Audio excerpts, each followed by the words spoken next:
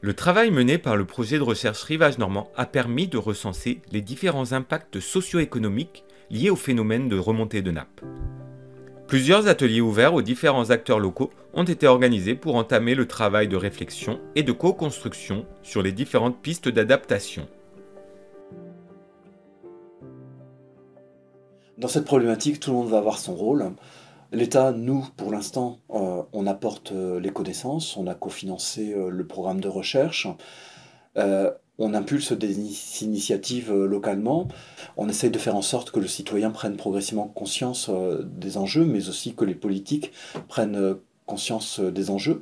La meilleure des perspectives pour nous, c'est les documents d'urbanisme qui sont là pour cadrer tout ça. On va avoir besoin peut-être de les préciser, d'avoir une cartographie aléa remontée de nappe qui soit la plus fine possible pour qu'elle soit intégrée aux documents d'urbanisme et pour qu'on puisse en face adapter le volet aménagement du territoire à ce nouvel aléa-là. Ce qui est important aussi, c'est que la population soit informée largement, de manière à ne pas créer d'anxiété, mais plutôt à comprendre l'évolution d'un territoire qui restera tout à fait habitable, d'autant que la Normandie reste un territoire, une région qui va être très attractive, puisque bénéficiera aussi d'un climat relativement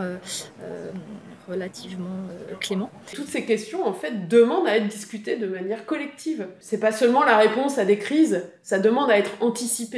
Et la problématique, une problématique assez nouvelle en réalité, qui se présente à nous, c'est d'imaginer dans une temporalité limitée à quelques décennies, la programmation, l'occupation d'un territoire pour offrir des services à la population, mais en considérant que lorsque l'eau arrivera, eh bien en réalité, il s'agira de se replier pour laisser la place à la mer, aux nappes phréatiques débordantes. L'adaptation au changement climatique, c'est énormément de solutions.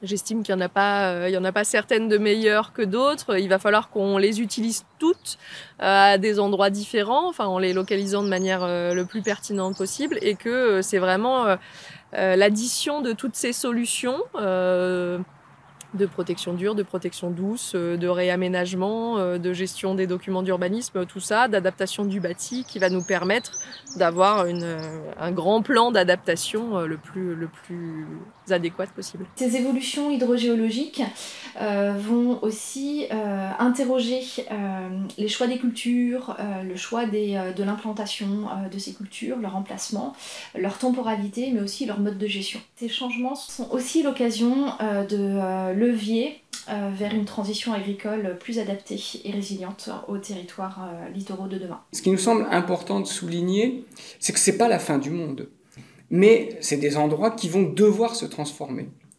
Mais on a du temps. C'est ça qui est important. On n'est pas face à des inondations catastrophiques. Là, on est sur des choses lentes. Et donc, on a quelques dizaines d'années pour construire ces scénarios d'adaptation. Ça ne veut pas dire qu'il n'y a pas urgence, mais qu'il faut s'y mettre dès maintenant pour réussir à construire comment ces territoires vont pouvoir évoluer et s'adapter. C'est une autre relation qui doit être créée entre les espaces naturels, les espaces maritimes et les activités humaines.